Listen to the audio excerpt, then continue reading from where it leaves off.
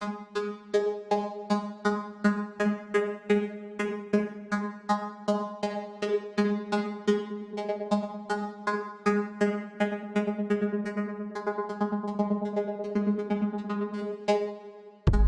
of the key indicators we've looked at and we found to really work for a lot of chamas that are successful is let's start, okay? We'll figure it out as we move forward.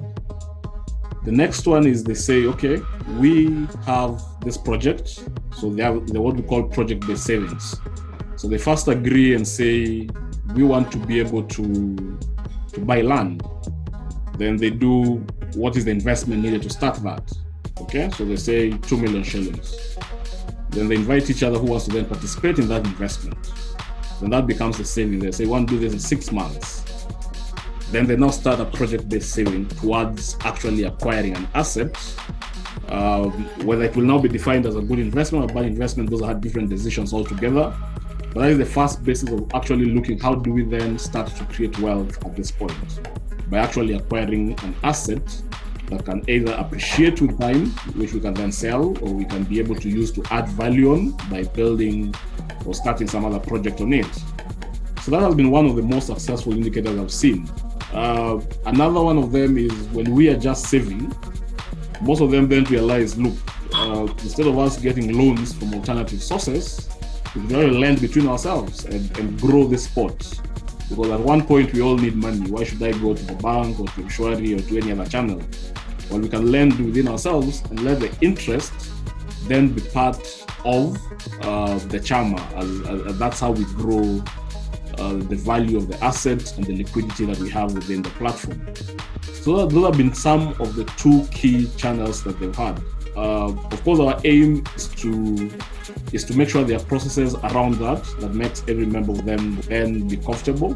The options that are available to anyone are innumerable. There's just too many.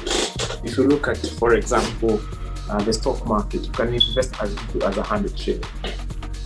Just 100 shillings. If you look at money market, you can invest as little as 1,000 shillings. They're enough. You find money that's taking 1,000 bob. So the options are just so many. So the question of minimum is not even a hurdle anymore as far as investment is concerned. There are enough options that are available. If you look at what the government has been doing through the what do you call this? There's this fund that they started recently. Where's the fund? Sorry? Where's the fund? No, leave where's the fund. Is it Akiba? No. Is it Akiba fund? Yes, there's also Akiba fund, yeah. Yeah, Emakiba, which enables individuals to invest as little, I think, even 3,000 bob into Emakiba and buy government bonds. I mean, these were things that were previously inconceivable for any individual to invest in. So I think the capital markets have done a lot to make opportunities accessible to many. But again, when you're faced with a lot of choice, you also start wondering where to go, where to narrow down. So the one word you keep hearing me talk about is aspiration, because investment is not an end in itself. Investment is a means to an end, and you need to define your end before you start choosing the means to the end. If you're going to Mombasa and you need to be there for a meeting in the next 1 hour, I'm sure you will not choose to go with a train or a bus. Then you know your means over there is narrowed down to flying. And the same thing with investment. So it's about the aspiration. So maybe we can talk about different aspirations that groups have. And let's come back. Why do people come together as investment groups? That's the question that we should also be able to ask ourselves. For your question sufficiently. I believe people come together in investment groups or chamas or whatever other format they may come together, merry-go-rounds, to be able to achieve something that they cannot be able to achieve by themselves. Individually. Correct? Yes. So you need to ask yourself, why am I in this group? Is this group enabling me to do something that I may not be able to do by myself? Then that group meets its purpose. So there are different purposes that you will see. I'll give you my personal example. There's a time I was buying a piece of land that was requiring quite a bit of money.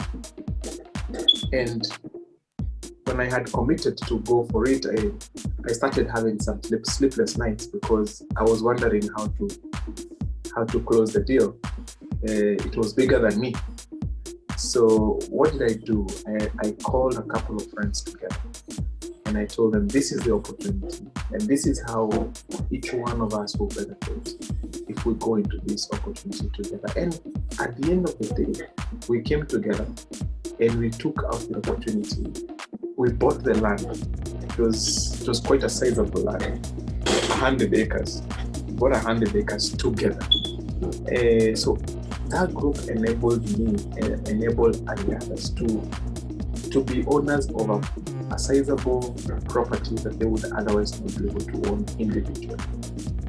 Our goal is also to make sure there are a bigger pot of investments that they can look at, and that's where Malipo experience has really come in a big deal. And so when I hear Pais talk about having a professional that you can then be able to consult on the investment options you have, then that's where they come in. We have others that just want to give these people deals in terms of, because Chamas they're really diverse. When I talk of projects, when I talk about land, others simply save to furnish their houses, others really save to acquire very big assets. There are those who save to even acquire commercial assets. And those are people who have made a decision on where they really want to put their money on. But there are a lot of them who are still, information is power, and there are a lot of people still don't know this. We've talked about traditional investments like the money market funds that have existed for ages. I'm sure NABO structures certain kind of securities that people can still be able to invest in whichever way that they do them. And all those options are not available to a lot of people today, and therefore they don't know where to invest.